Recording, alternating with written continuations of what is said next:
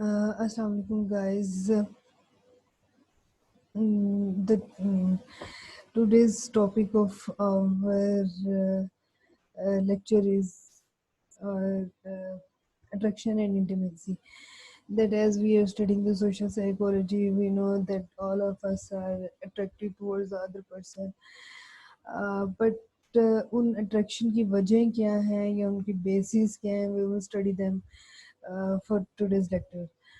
Okay, the thing which we oftenly ignore, that what are the reasons behind these type of feeling, that why we get attracted towards the other person. Okay, so there are some of the reasons which we will discuss in this chapter, that what are the reason and what are the sources of attraction, why we are attracted towards the other person, in which we are having the sources of attraction is internal sources of attraction, and then there comes the external sources of attraction, and then there comes the social interactions, and after that what are our close relationships. So these are the things which we will study in this chapter. The first one is internal sources of attraction, the role of needs and emotions. What are the internal sources of attraction? What does it mean by the internal sources of attraction? When most people think about attraction, liking others, they tend to focus on factors relating to these individuals. Are they similar or dissimilar to us in some important ways? Do we find their appearance appealing or unappealing? In fact, we will soon see these factors do play a powerful role in attraction. In addition, though, our initial feelings of liking or disliking for others also stem from internal sources, our basic needs, motives, and emotions. We begin by focusing on these sources of attraction. So there are some other important points. The importance of affiliation in human existence, कि इंसान की जो है वो affiliation human existence में affiliation की importance क्या है, एंड इंटरपर्सनल अट्रैक्शन क्या होती है. हम बहुत सारी अपनी लाइफ जो लोगों के साथ इंटरेक्ट करने में गुजारते हैं, ठीक है.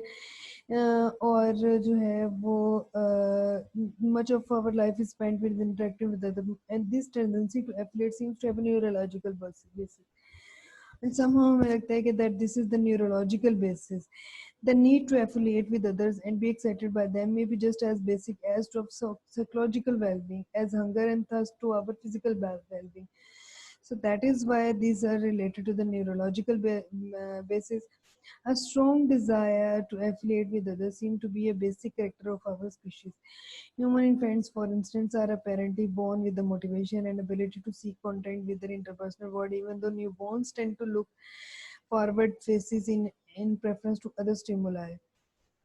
So this is the thing कि किस तरह से हम interpersonal attraction जो है human existence के लिए affiliation क्यों ज़रूरी है, उसकी क्या importance है. अच्छा, यहाँ पे हमारे पास आगे फर्दर चीज़ आती हैं, individual differences in the need to affiliate. क्या इंडिविजुअल डिफरेंसेस को वाकई किसी की ज़रूरत होती है, और क्या जो है पीपल को किसी की ज़रूरत नहीं होती, या जो है वो हमारे पास हमें ज़रूरत होती है, तो क्या हमारी वो नीड फुलफिल होती है किसी दूसरे के साथ जुड़े रहने से. अल्दो हर बंदा जो है वो दूसरे बंदे के साथ कोई ना कोई एफिलिएशन चाहता है, ठीक है, उसके साथ रहना चाहता है. बट जो है वो यहाँ पे कुछ डिफरेंसेस हैं जो कि पॉसिबिलिटी है कि किस तरह से इंसान एक दूसरे के एफिलिएशन नीड्स को जो है वो फुलफिल करते हैं और किस तरह से नहीं. इंसान अपनी जो नीड्स हैं फॉर द एफिलिएशन, क्या इंसान उन नीड्स पर एक दूसरे से डिफर करते हैं या नहीं करते. Basically this is the purpose of the this individual differences in the need to affiliate. अच्छा, अब हर इंसान की अकॉर्डिंग टू देयर नीड जो है वो अपनी अपनी प्रेफरेंसेस डिफरेंट होती हैं. जब हमें लगता है कि यार एक बंदे के साथ हम अट्रैक्ट हो रहे हैं और जो है वो हमें वो बंदा अच्छा लगता है, but when gradually you got to know that person, तो आप क्या करना शुरू कर देते हैं. जब आपको लगता है, आपसे जानते हैं, तो आपको लगता है कि यार ये मेरी जो एफिलिएशन की नीड्स हैं ये बंदा फुलफिल नहीं कर सकता. ठीक है, may be that might be in the manner of you can say some sort of traits, so that can be in the manner of physical or observable appearances. It can be different. ठीक है, जरूरी नहीं है कि हो सकता है उस बंदे के पास पैसा ना हो सकता है उस बंदे के पास कोई अट्रैक्टिव चीज ना हो जिसकी तरफ आपको फर्स्ट ऑफ ऑल आप अट्रैक्ट हुए उसको देख के, बट आफ्टर दैट आपको लगे कि यार that person is very ugly और जो है ना वो स्मेली है, तो उस सिचुएशन में क्या होता है कि आप अपनी नीड्स को वहां पर जो है वो लेफ्ट कर देते हो। ठीक है, आप उस पर्सन को इग्नोर करना शुरू कर देते हो और आप अपनी फीलिंग्स को जो है वो अनप्लेजेंट फीलिंग्स को जो है वो आप क्या करते हैं कि when you feel unpleasant towards that person तो आप उसे इग्नोर करते हो और उसे लेफ्ट आउट कर देते हो। एंड हो सकता है कि and being left out possibility है कि अब सम टाइम आपको वो चीज जो है ना वो सैड भी करे, एंग्री भी करे, but when you feel that that person can not fulfill your needs, you left out that person. Okay, are there people who don't need other people. अच्छा, क्या ऐसे लोग भी होते हैं जिंदगी में जो कि दूसरे लोगों को पसंद नहीं करते या उनके एफिलिएशन नहीं चाहते होते? तो यहाँ पर एक उन्होंने रिसर्च की और उन्होंने देखा कि कुछ लोग जो है वो क्लेम करते थे कि उन्हें उनके लिए लोगों के साथ इंटरेक्शन इतना जरूरी नहीं है या लोगों की एफिलिएशन उन्हें इतनी ज्यादा नहीं चाहिए। तो उन्होंने जो है वो किया, एक एक्सपेरिमेंट किया जिससे उन्हें पता चला कैसे लोग जो कि क्लेम करते थे that they do not need the affiliation of others, but जब उनको लोगों ने अप्रेज किया, उनको जब लोगों ने जो है वो तारीफ की, तो उनका जो सेल्फ स्टीम था वो इंक्रीज हो गई। ठीक है, सो और जो उनका मूड था वो एलिवेटेड हो गए, यानी कि उनके मूड जो थे वो इम्प्रूव हुए। तो इससे साबित हुआ कि इंसान को कहीं ना कहीं कभी ना कभी जरूरत होती है नीड ऑफ एफिलिएशन की।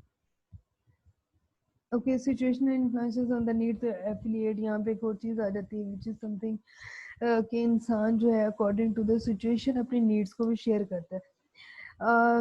पॉसिबिलिटी है और इंसान जो है वो अपनी उन्हीं नीड्स को उन्हीं पर्सन के साथ अपनी नीड को शेयर करना चाहता है जो कि उन जैसे होते हैं या उन जैसी सिचुएशन से गुजर रहे होते हैं। तो यहाँ पर इन्होंने भी कुछ ऐसा ही एक जो है वो तजर्बा किया। उन्होंने देखा कि कंट्रोल्ड ग्रुप लिया और एक अनकंट्रोल्ड ग्रुप लिया। अनकंट्रोल्ड ग्रुप में उन्होंने देखा कि उनको उन लोगों को पता नहीं था कि वो जो अनकंट्रोल ग्रुप के मेंबर थे या पार्टिसिपेंट्स, उनको पता नहीं था कि उन्हें जो है वो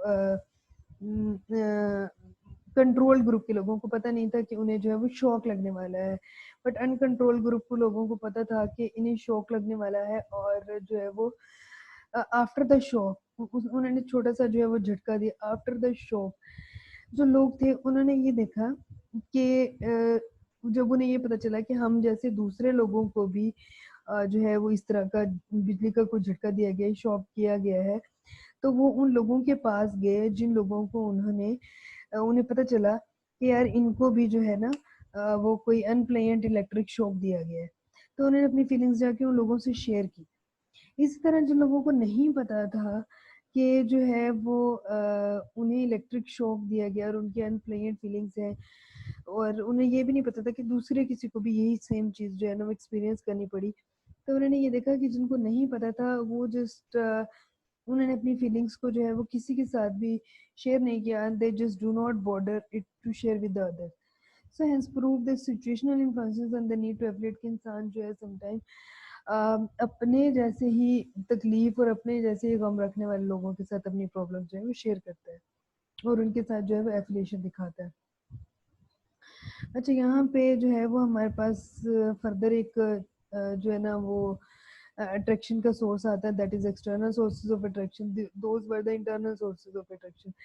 अच्छा, एक्सटर्नल में हमारे पास दो तरह की चीजें आती है, proximity and physical attraction. Proximity is that type of feelings कि जिसमें जो है वो इंसान physical closeness between the two individuals जो है वो देखी जाती है।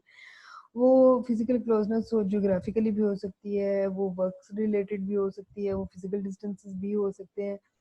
एक इंसान जितना किसी के करीब रहेगा उसके अंदर अट्रैक्शन जो है वो उतनी बढ़ती जाएगी। अब इसमें दो चीजें आती हैं पावर ऑफ प्रोक्सिमिटी में कि एक अनप्लान्ड कॉन्टेक्ट्स होते हैं और एक रिपीटेड एक्सपोजर कॉन्टेक्ट्स होते हैं। अनप्लान्ड कॉन्टेक्ट्स वो होते हैं हमारे पास जो कि जिसमें हमने लोगों से मिलना प्लान नहीं किया होता, लेकिन फिर भी हम उनकी तरफ अट्रैक्ट हो जाते हैं।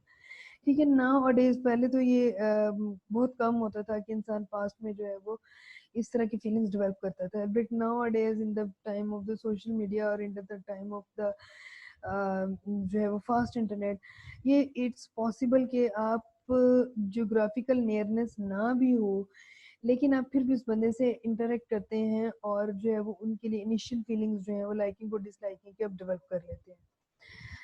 अच्छा, यहाँ पर next one is repetitive exposure effect. अच्छा, दूसरी चीज़ उन्होंने बताया कि अगर एक इंसान किसी दूसरे इंसान से रेपिटेटिवली मिलता रहता है तो उससे उससे भी उसकी अट्रैक्शन हो जाती है। अब अट्रैक्शन में भी पॉसिबिलिटी पॉजिटिव भी हो और नेगेटिव भी हो। Physical attractiveness, the combination of characteristics that are evaluated as beautiful or handsome at the positive extreme and as unattractive at the negative extreme. The इंसान फिजिकली भी समटाइम ऑब्जर्वेबल फिजिकल कैरेक्टरिस्टिक से भी इंसान जो है वो अट्रैक्ट होता है। Attraction towards other is often strongly influenced by their observable characteristics. Often assume that what is beautiful is good. हम सोचते हैं कि जो beautiful है वो good है। In addition to attractiveness, many people observable characteristics influence initial interpersonal evaluations including। अच्छा, sometime ये होता है कि ऑब्जर्वेबल कैरेक्टरिस्टिक्स से हमने बात की, हम ये देखते हैं कि जो प्यारा है हम उसी के साथ जो है वो अट्रैक्ट होते हैं। इसी तरह अब ऑब्जर्वेबल कैरेक्टरिस्टिक्स में क्या चीज़ हो सकती है, इसमें फिजिक हो सकती है, हाइट हो सकती है, बिहेवियर स्टाइल्स हो सकता है, पॉसिबिलिटी है कोई बंदा किसी के नाम से अट्रैक्ट हो जाए। अब यहाँ जो है उसने इन्हीं तीन चीज़ों के दरमियान जो है वो रिलेशनशिप बताया है। What is beautiful is good, why it occurs indicate that one reason why we tend to perceive beautiful people as also good people as having desirable characters is that our own desire to form relationship with them leads us to project similar feelings to them. We want to get closer to them, we project these feelings onto them and rate them more favorably. सो इसमें इसमें ये बताया कि physical attractiveness जो है वो इंसान को होती है और जिसकी वजह से उसकी इंटरपर्सनल पॉसिबिलिटी है कि वो फिजिकल अट्रैक्टिवनेस को अपनी इंटरपर्सनल कैरेक्टरिस्टिक के साथ कहीं ना कहीं मैच कर रहा हो। ठीक है, ये हो सकता है कि वो जिसके अट्रैक्ट हुआ है उसके साथ कोई ना कोई रिलेशनशिप बनाना चाहता हो। ओके, अब the next one is that के factors based on the social interaction. ठीक है, अब पॉसिबिलिटी है कि अट्रैक्शन जो है वो इस तरह भी हो कि इंसान सोशली इंटरेक्ट जब करता है तो भी अट्रैक्शन हो सकती है। अब इसमें हमारे पास दो तरह की चीज़ें आती हैं, एक सिमिलैरिटी, ठीक है, और दूसरी जो चीज़ आती है हमारे पास वो रेसिप्रोकल लाइकिंग और डिसलाइकिंग है। सिमिलैरिटी में हम ये देखेंगे कि इंसान जो है वो बाज़ औक़ात उन्हीं लोगों के साथ अपना रिलेशनशिप बनाना चाहता होता है जिनसे वो फील करता है कि यार ये बंदा मेरे जैसा है। ठीक है, अब इसमें जो है वो हम देखेंगे कि सिमिलैरिटी किस तरह से इफेक्ट करती है। यानी कि एक इंसान देखता है कि अगर ये बंदा मेरे जैसा है या मुझसे अपोजिट है तो मैं मेरी और इसके दरमियान कितनी कंपेटेबिलिटी है बेसिकली। अच्छा, उसमें हमारे पास आ जाती है फर्स्ट ऑफ ऑल जो चीज़ हमारे पास आती है सिमिलैरिटी में, similarity and dissimilarity factor, consistent finding that people respond positively to indication that another person is similar to themselves। जब एक इंसान ये देखता है कि अगला बंदा जो है वो मेरी तरह का ही सोचता है, मेरी तरह का ही वो पॉजिटिव है और मेरी उससे बहुत सारी आदत मिलती जुलती हैं और बहुत सारी ऐसी आदत जो मैं पसंद नहीं करता वो उसे भी पसंद नहीं है, तो उसकी तरफ अट्रैक्ट होता है। ठीक है, और अगली चीज़ आती है हमारे पास एटीट्यूड सिमिलैरिटी, जिसमें हम ये लगता है कि यार इस बंदे का जो टेम्परामेंट है वो मेरे टेम्परामेंट जैसा है, इसका एटीट्यूड है मेरा एटीट्यूड, टू सम एक्सटेंट जो है ये किसी न किसी एक्सटेंट पे जाके जो है वो हमारे एटीट्यूड मिलते हैं तो भी उसकी तरफ अट्रैक्शन होती है। प्रोपोर्शन ऑफ सिमिलैरिटी में है कि अगर एक इंसान को लगे कि यार ठीक है ये इस बंदे के अंदर क्वालिटी है, यानी कि इस क्वालिटी का ये बंदा है और ये चीज़ें ही मुझे चाहिए, तो ज़रूरी नहीं है मुझे पूरा का पूरी सिमिलैरिटी चाहिए। समटाइम इंसान सिर्फ कुछ पोर्शन ऑफ द सिमिलैरिटी पर भी वो जो है वो अट्रैक्शन फील करते हैं। अच्छा, नेक्स्ट वन इज हमारे पास चीज़ आती है रेसिप्रोकल लाइकिंग और डिसलाइकिंग।